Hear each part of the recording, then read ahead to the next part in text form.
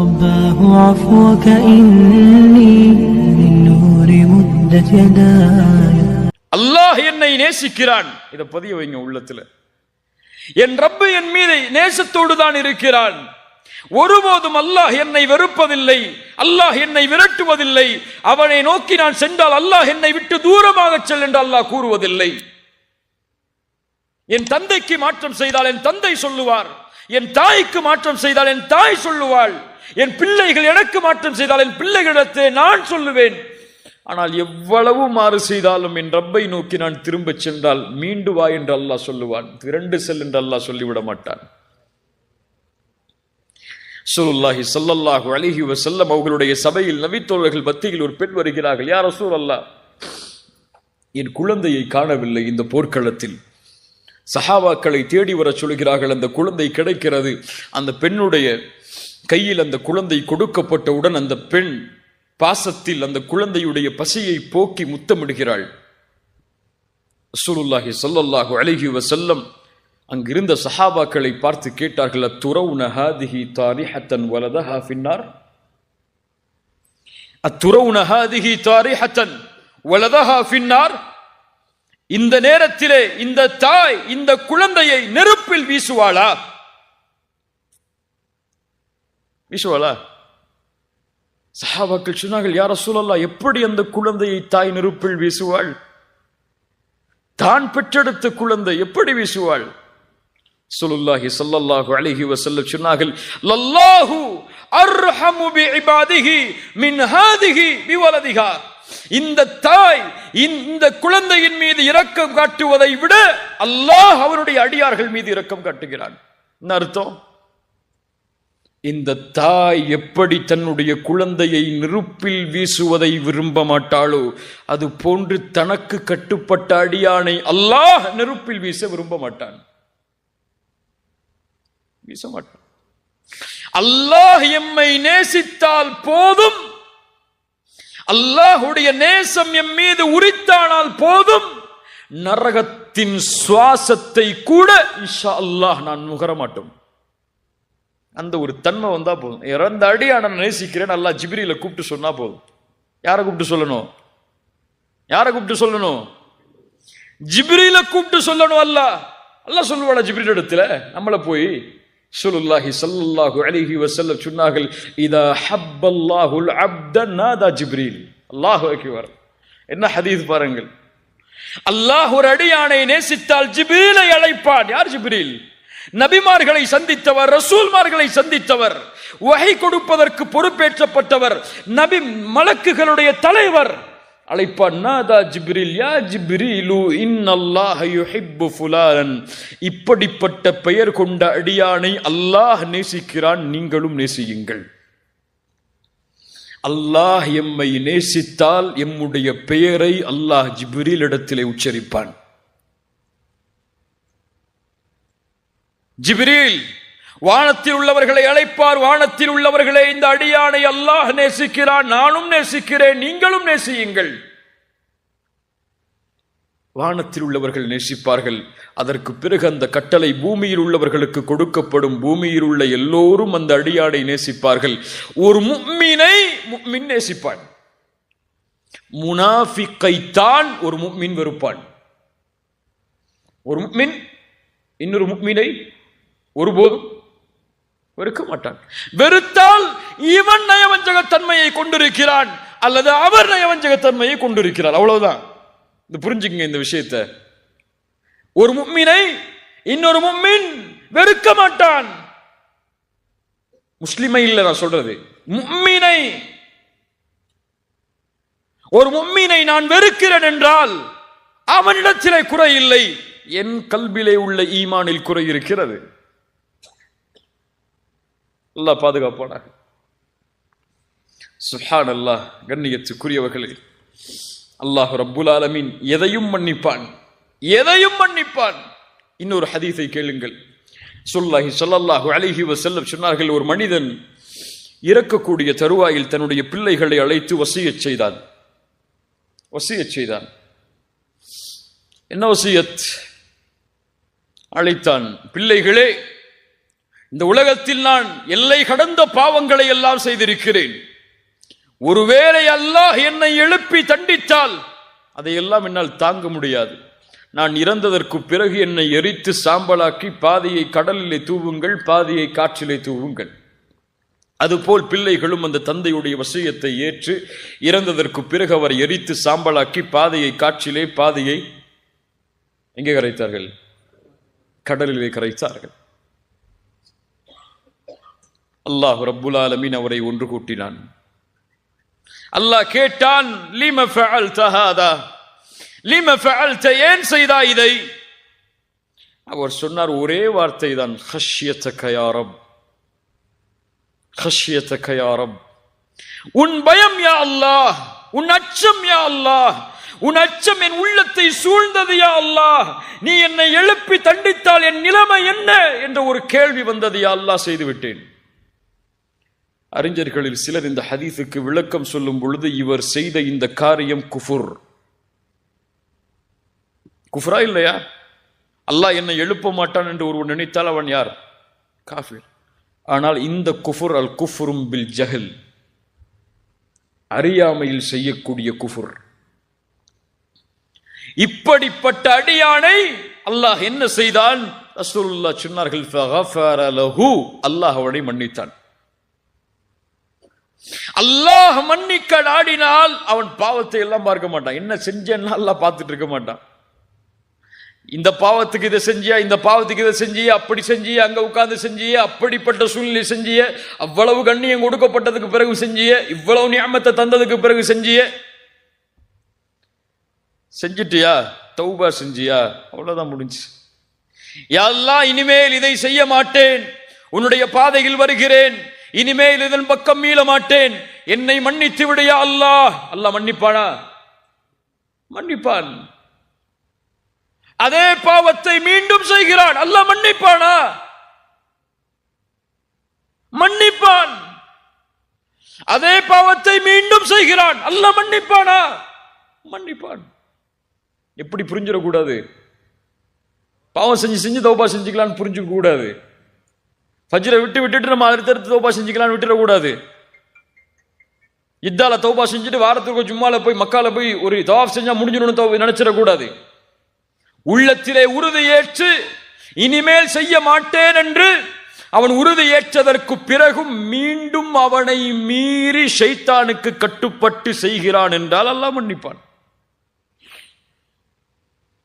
இப்னு மஸ்ஊத் இடத்திலே இப்னு அப்பாஸ், இப்னு மஸ்ஊத் ரெண்டில் ஒரு நபித்தோழர், ஞாபகம் இல்லை, அவரிடத்தில் ஒரு மனிதர் வந்து கேட்கிறார், நான் கொலை செய்தேன், அல்லாஹ் என்னை மன்னிப்பானா? மஸ்ஊத் சொன்னார்கள், அல்லாஹ் உன்னை மன்னிப்பான். இன்னொரு மனிதர் கேட்டார், நான் கொலை செய்தால் அல்லாஹ் என்னை மன்னிப்பாடா?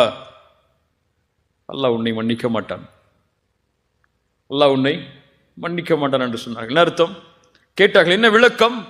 அந்த கொலை செய்தேன் என்று வந்து நின்றவர் கொலை செய்து விட்டு தன்னை அல்லாஹ்விடத்திலே திரும்ப வேண்டும் என்று வந்து கேட்டார். ஆனால் இப்போது கேட்டவர் இனிமேல் கொலை செய்ய போகிறேன், என்னை அல்லாஹ் மன்னிப்பாடா என்று கேட்கிறார். சுப்ஹானல்லாஹ். சஹாபாக்களுடைய புரிதல் அது. கண்ணியத்துக்குரியவர்களே, அல்லாஹ் ரப்புல் ஆலமீன் நம்முடைய பாவங்களை மன்னிக்க வேண்டும். அல்லாஹ் நம்முடைய பாவங்களை மன்னிக்காமல் நம்முடைய மரணம் எம்மை வந்தடைந்து விட்டால் அவர்களை விட நஷ்டவாளிகள் யாரும் கிடையாது. ஒன்றை புரிந்து கொள்வோம், இறுதியாக இதை கூறி முடிக்கிறேன். அடிக்கடி கூறுவதுதான் எல்லா உரைகளிலும், பாவங்கள் மன்னிக்கப்படாமல் யாரும் சொர்க்கம் சென்று விட முடியாது. நம்முடைய பாவங்களின் மூட்டைகள் எவ்வளவு இருந்தாலும் அந்த மூட்டையில் கடுகளவு இருக்கக்கூடிய கடைசி பாவமும் மன்னிக்கப்படாத வரை அந்த அடியான் சொர்க்கம் செல்ல முடியாது. மூணாவது பதிய வச்சுக்கொள்ளணும். இத அந்த பாவம் மன்னிக்கப்பட்டால் தான் சொர்க்கம். அந்த கடுகளவு பாவமும் அல்லாஹ்வுடைய நாட்டத்தால் மன்னிக்கப்படவில்லை என்றால் எங்கே? நரகம். அல்லாஹ் ஒரு பாவம் செய்த ஒரு முஃமினை அழைப்பான் மறுமையில், இவனை மன்னிக்க வேண்டும் அல்லாஹ், இவன் சொர்க்கம் செல்லுவதற்கு முன்னால். ஏன்? சொர்க்கம் சுத்தமானவர்கள் வாழக்கூடிய பூமி. அங்கே பாவத்தை சுமந்தா சுத்தமானவன் வாழ முடியாது. சுத்தமாக்கிதான் சொர்க்கம். ஒன்று மன்னிப்பான் அல்லாஹ், அல்லது நரகத்திலே அதற்கு தண்டனையை கொடுத்து அல்லாஹ் அங்கே அனுப்புவான். சுத்தமாகி அவன் பாவத்தில் இருந்து விலகி அந்த ஆற்றில் குளித்ததற்கு பிறகுதான் அல்லாஹ் சொர்க்கத்திலே அனுப்புவான். பாவிகளை அவனை அழைப்பான் அல்லாஹ், அழைத்து கேட்பான். ரசூலுல்லாஹ் சொன்னார்கள், ஹல் தஅரிஃபு தம்ப கதா வ தம்ப கதா. அந்த அடியானை பார்த்து கேட்பான், இந்த பாவம் நினைவிருக்கிறதா உனக்கு? ரசூலுல்லாஹ் சொன்னார்கள், மஹ்ஷரில் அவனுக்கும் அல்லாஹ்விற்கும் இடையே ஒரு திரை போடப்படும். அங்கே நடப்பது யாரும் பார்க்க முடியாது. அந்த அடியானிடத்தில் அல்லாஹ் பேசுவான், நீ இந்த பாவம் செய்தாயே உனக்கு நினைவிருக்கிறதா? அவன் சொல்லுவான், யா அல்லாஹ் அறியும். அரிஃப் யா அல்லாஹ், அறிந்திருக்கிறேன். இந்த பாவம் செய்தாயே நினைவிருக்கிறதா? யா அல்லாஹ் அறிந்திருக்கிறேன் யா அல்லாஹ். இந்த பாவம் செய்தாயே என்று அல்லாஹ் அடுக்கிக் கொண்டே போவான். அவன் நினைத்துக் கொள்வான், அல்லாஹ் என்னை விசாரிக்க ஆரம்பித்து விட்டான், இனிமேல் என்னால் தப்பிக்க முடியாது என்று சொன்னார்கள். நான் அழிந்து விட்டேன் என்று எண்ணும் பொழுது அல்லாஹ் அவனை நெருக்கமாக்கி சொல்லுவான், இன்னி சதர்துஹா அலைக ஃபித் துன்யா அன அக்ஃபிருஹா லகல் யௌம். இந்த பாவத்தை எல்லாம் உலகத்தில் நான் மறைத்தேன். நல்லா புரியணும். நாலாவது விஷயம், நான் மறைத்தேன். அல்லாஹ் எம்முடைய பாவத்தை மறைக்கவில்லை என்றால் என்ன ஆகும்? என்ன ஆகும்? குடும்பத்திலேயே கண்ணியம் இருக்காது. உண்மையா இல்லையா? அறிஞர் அழகாக சொல்லுவார், அடிக்கடி சொல்வதுதான், மனிதர்கள் எமக்கு கொடுக்கக்கூடிய கண்ணியம் எல்லாம் அல்லாஹ் எம்முடைய பாவங்களின் மீது போட்டுள்ள திரைக்குதான். நல்லா புரியுங்க, அழகான வார்த்தை. மனிதர்கள் எமக்கு கண்ணியம் கொடுப்பதெல்லாம் அல்லாஹ் எம்முடைய பாவங்களின் மீது போட்டுள்ள திரைக்குதான். எப்போது அல்லாஹ் அந்த திரையை நீக்கி விடுவானோ போச்சு எல்லா கண்ணியமும். துஇஸ்ஸு மன் தஷா வ துதில்லு மன் தஷா. நாடியவர்களை கண்ணியப்படுத்துவான், நாடியவர்களை இழிவுபடுத்துவான்.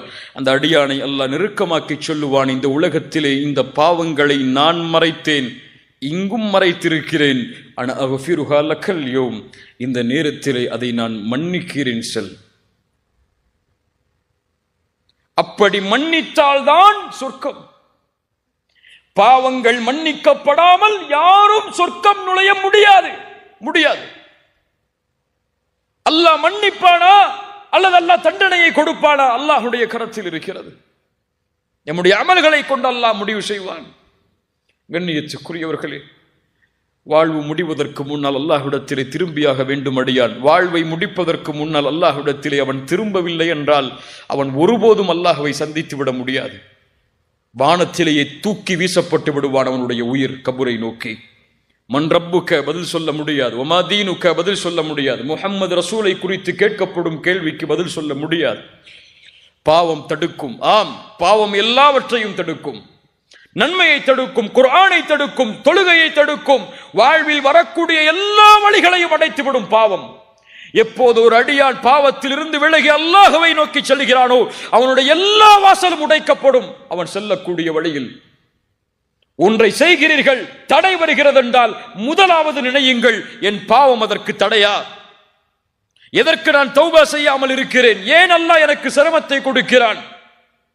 யோசிக்க வேண்டிய முதல் கேள்வி அது. கண்ணியத்துக்குரிய, தௌபா செய்வதற்கு ரமதான் தேவையில்லை, தௌபா செய்வதற்கு இந்த நொடிதான் தேவை. இந்த நொடியில் திரும்பினால் அல்லாஹ் எம்மை முன்னேற்றுவான். வணக்க வழிபாடுகளில் அல்லாஹ் முன்னேற்றுவான். இந்த உலக வாழ்வில் கண்ணியத்தை அல்லாஹ் தருவான், வெற்றியை அல்லாஹ் தருவான். செல்லும் இடமெல்லாம் வாழ்வில் அவனுக்கு கஷ்டங்களும் சிரமமும் இருந்தாலும் அவனுடைய வாழ்வை அல்லாஹ் மகிழ்ச்சிப்படுத்துவான். எப்போது பாவங்களில் தொடர்கிறானோ, வமன் அஅரத அன் திக்ரி ஃபஇன்ன லஹு மஈஷத்தன் தன்கா, அவனுக்கு நெருக்கடியான வாழ்க்கை தான் இந்த உலகம் முழுவதும். அல்லாஹ் பாதுகாப்பான. யார் தௌபாவோடு ரமதானை வரவேற்றார்களோ அவர்கள் ரமதானை கண்ணியப்படுத்தியவர்கள். யார் பாவத்தோடே ரமதானில் நுழைகிறார்களோ அவர்கள் ரமதானை ஒருபோதும் கண்ணியப்படுத்த முடியாது. ரசூலுல்லாஹ் சொன்னார்கள், யார் ரமதானை அடைந்தும் அவர்களுடைய பாவங்கள் மன்னிக்கப்படாமல் ரமதான் அவர்களை விட்டு கடந்து செல்கிறதோ அவன் நாசமாகுவான். எத்துணை சாபங்கள் பழைய ரமதானில் எம் மீது ரசூலுல்லாஹுடைய இந்த வார்த்தைகள் விழுந்ததோ அல்லாஹ் அறிவான். படி விழுந்திருந்தாலும் லா தக்கனது மிர் ரஹ்மத்தில்லா, ஏதோ ஒரு வாய்ப்பு உங்களுக்கு முன்னால் இருக்கிறது. மரணத்திற்கு முன்னால் தௌபாவை நோக்கி விரையுங்கள். குல் யா இபாதியல்லதீன அஸ்ரஃபு அலா அன்ஃபுஸிஹிம் லா தக்னது மிர் ரஹ்மத்தில்லாஹ் இன்னல்லாஹ யக்ஃபிருத் துனூப ஜமீஆ இன்னஹு ஹுவல் கஃபூருர் ரஹீம் வ அனீபு இலா ரப்பிக்கும் வ அஸ்லிமு லஹு மின் கப்லி அன் யஅதியகுமுல் அஸாப் ثم لا تنصرون واتبعوا أحسن ما إليكم واتبعوا أحسن ما أنزل إليكم من قبل أن يأتيكم العذاب بغتة. திரும்பி வாருங்கள், அல்லாஹ்விடத்தில் உங்களை ஒப்படையுங்கள், அல்லாஹ்வுடைய குர்ஆனை பின்பற்றுங்கள். திடீரென்று உங்களுக்கு அல்லாஹ்வுடைய வேதனை வருவதற்கு முன்னால், திடீரென்று மரணம் உங்களை தொடர்வதற்கு முன்னால், திடீரென்று மலக்குல் மௌத் உங்களுக்கு முன்னால் காட்சி தருவதற்கு முன்னால். இங்க அப்பாயின்மெண்ட் எல்லாம் கிடையாது. எப்போ வருவார் எப்போ வரமாட்டார்லாம் தெரியாது. அது இரவுடைய நேரமாக இருக்கலாம், பகலுடைய நேரமாக இருக்கலாம், உங்கள் மனைவி இருக்கலாம், குழந்தைகள் இருக்கலாம். யார் இருந்தாலும் எதை பற்றியும் அவருக்கு கவலை இல்லை. வருவார், ஒன்று ரஹ்மத்துடைய தோற்றத்தில் அல்லது அதாபுடைய தோற்றத்தில். அவரை உங்களுடைய பார்வை பார்ப்பதற்கு முன்னால் அல்லாஹுவை பார்க்க வேண்டும் என்ற எண்ணத்தில் தௌபாவை நோக்கி விரையுங்கள். இந்த வசியத்தை முதலாவதாக எனக்கும் பிறகு உங்களுக்கும் ஆக்கிக் கொள்கிறேன். அல்லாஹ் ரப்புல் ஆலமீன் பாவங்களிலிருந்து வெளியே வருவதற்கு அல்லாஹ் எமக்கு உதவி செய்வானாக. வெளியே வந்த பாவங்களை மீண்டும் தொடராமல் இருப்பதற்கு அல்லாஹ் எமக்கு உறுதியை தருவானாக.